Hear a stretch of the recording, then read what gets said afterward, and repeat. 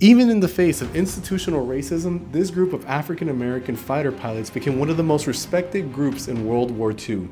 I'm of course talking about the Tuskegee Airmen, and if you don't know who they are, then you should.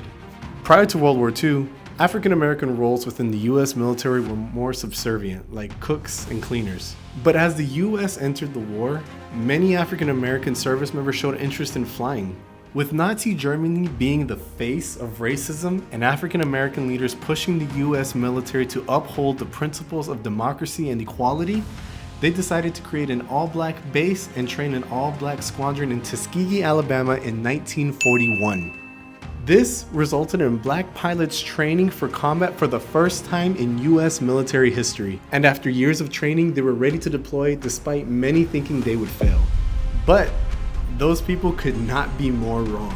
The Tuskegee Airmen eventually flew over 1,500 missions, becoming renowned bomber escorts for the war effort. But here's the thing, they weren't just good, they were perfect. They never lost a single escorted bomber to enemy aircraft. They became so well known that many bomber pilots requested them specifically for their mission. The Tuskegee Airmen were known to paint the tails of their P-51's fighter jets red, giving them the nickname the Red Tails. And this quickly became somewhat of a brand and recognition for them within the US military.